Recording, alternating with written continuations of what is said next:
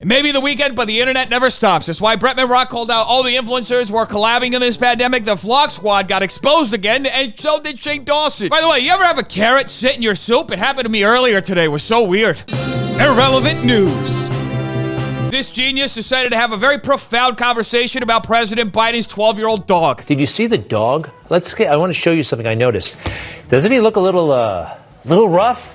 I love dogs, but you know something amazing is about to come out of someone's mouth the minute they start a sentence with, I love this, but this dog needs a bath and a comb and all kinds of love and care. I've never seen a dog in the White House like this. I remember Buddy, I remember Millie, I remember lots of dogs, but not a dog who seems...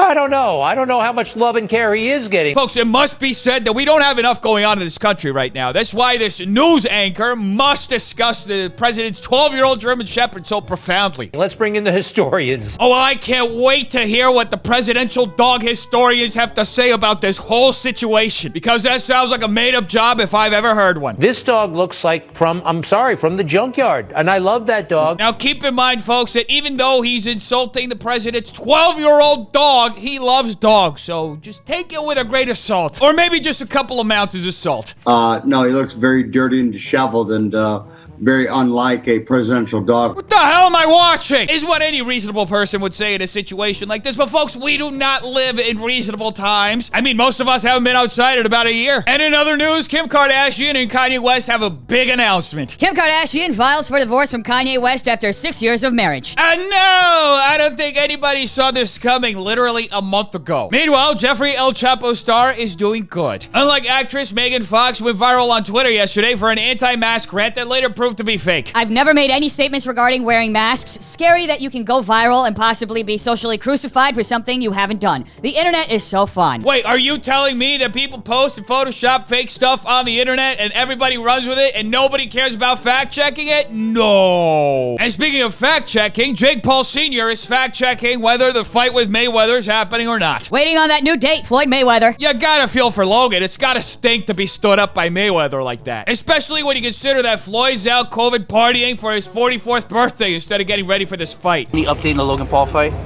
That's not really important, right now. When are people going to understand, folks, that Floyd has a whole bunch of other priorities before he gets to the fight? I mean, folks, he's got to go to his stylist, he's got to go to his jeweler, he's got to go roller skating, because apparently he's been doing that more than boxing. Do you feel confident it's going to happen? I know it's going to happen. We just want to make sure everything is right and everything where it should be. That's right. Everything has to be right. Everything has to be where it should be as long as Floyd can gracefully roller skate his way onto the boxing ring. And speaking of COVID partying, Tana Mojo Jojo COVID traveled over to Miami because it's the season for Corona, folks. And speaking of awkward situations, Hannah Stocking answered questions about her ex-boyfriend, Andres Lopez, who was recently exposed for allegedly having some inappropriate contact with a 14-year-old girl. What happened with the whole situation with you and Andres? Yeah, is everything okay? I hope so. We broke up, but I prefer not to talk about it. I hope, everybody is doing well and okay and everybody's happy. Wow, what a terrific way to answer a question without saying anything at all. Personally, I just wish that this college professor had taken some lessons from Hannah and kept his mouth shut, because the way he spoke to one of his deaf students over a Zoom call is just something. Miss Salazar, I've been talking to you, Miss Salazar. I can hear you a little bit. You can hear me a little bit? Why didn't you answer all the times I spoke to you then? Thank you. Isn't it amazing that we live in a time where people in positions of power, especially people who are supposed to be nurturing and educating other people, are literally exposing themselves on video, acting as though nobody can record their awful behavior? It's basically like robbing a bank with shades and a baseball hat on and expecting nobody to be able to identify you. Why don't you email me? We'll set up a live Zoom, and we're going to have some real communication at some point in time, okay? Maybe you can have your counselor join us, okay? Do you hear me? Now, I know many of you are thinking, this is absolutely absurd. But here's the deal, folks. This teacher is going for the clout move. He wants to attract as much attention as possible so he can start an at-home Instagram business on how to find a new job. Professor, she's actually hard of hearing, so her translator goes in a little bit late. She can't respond, right away. She's not paying attention. She's not trying. This teacher's teaching many lessons, folks. Among the greatest, how to not be a teacher. I wonder what the school thinks about this whole situation. The district is responding immediately and has initiated an investigation. Now, folks, let's not rush to judgment. Everybody knows that sitting down and watching a 4-minute video and coming to the right decision can be very difficult to do. That is, if you're a baby. And in other news, Addison Rae Charles, what's going on with her? I have Addison T. Benny Blanco produced her first single and it's coming out on March 19th. And her second single is coming early summer and will probably feature Nicki Minaj. What? Now, folks, that news may be aneurysm-inducing, but you gotta keep in mind that Nicki Minaj is a very charitable person who loves that bag, and who doesn't? And in other news, influencer Lila Gibney was accused by a fan in a viral TikTok of taking $80 for an Instagram story shout-out, but never actually following through with doing the shout-out, and this is how Lila responded to the backlash on TikTok. Thanks, Dean. Have a good one.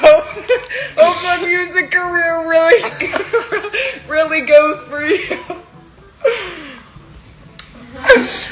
Bye. Love and light, Dean. Folks, this is a terrific lesson if you're an influencer and end up swindling a person out of their money. Just straight up going to make fun of them for getting swindled if you really want to destroy your career. But if you guys love me and want me to communicate with you guys again, go DM, what's his nuts? Miss Dean something.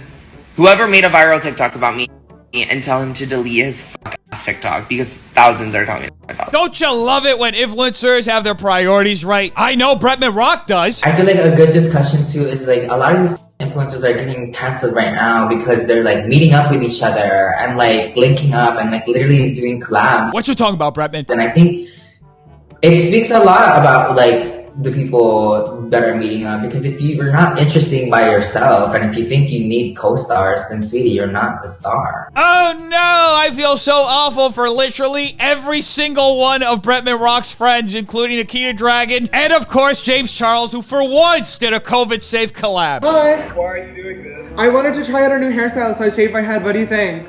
You look like a gay Voldemort. I don't think Jeffree Star's gonna be too happy with that. What the? Hey girl. Sorry, bald. Sorry, I can't help myself. Bald. No, I'm sorry, I can't. I just can't. It's hard not to say. Do you like it?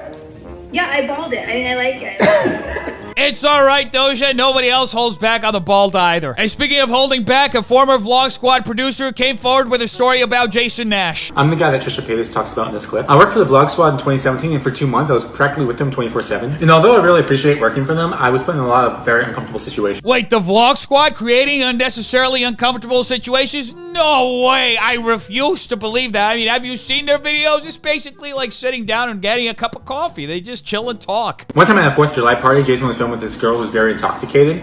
And at one point, Jason wanted me to take off my shirt because he thought it was going to be funny. Back then, I had really bad body issues. I never even really took off my shirt alone, and I didn't want my body to be shown on camera. For 10 minutes, Jason and this girl kept begging me to take off my shirt, and I kept on saying no. Well, sounds like Jason Nash attended the Harvey Weinstein School of Entertainment because he's not taking no for an answer. And I told him it made me uncomfortable. Eventually, this girl chased me around the house, pinned me down, and tried to rip off my shirt as Jason would provoke her. I felt like there was nothing I could do in the moment, and I never gave him consent. So you're telling me that Jason Nash, who's almost 50 years old, is hanging out with a bunch of teenagers and pressuring them into doing things that they don't want to be doing and then recording it and posting it onto the internet? Can't he get friends his own age? Is what normal people would say in this situation. But folks, you don't understand. Jason Nash is a clout chaser. The guy's out collabing with literal 9-year-old TikTokers because he's that desperate. Jason filmed the whole thing and he tried to put it in his next video, and I convinced him for 3 hours not to because I felt humiliated. And he fired me a couple days later. Sounds like the adult thing to do if you're literally a man-child. And now on to Shane Dawson, who recently had tweets he exchanged with a 14-year-old girl recently resurface on Twitter and go viral. Thinking about 14-year-old me versus Shane Dawson. Shane Dawson's YouTube channel, orgasming over food, putting dumb-ish on his face, asking food companies to sponsor him. Enjoy. I literally directed a movie. Shut the F up. And it was one of the greatest movies ever made. No, actually, I'm gonna need more money to say this. And now a palate cleanser. Anyway, defenders, be sure, like, subscribe for more videos like this. If you like, will be another prank that James Charles does. Tell me in the comments down below what do you think I want to know. Check out these videos right here. They're good too. Make sure to start washing your hands, not touching your face, and staying away from stupid people. Have an amazing day, defenders. I love all of you. Peace.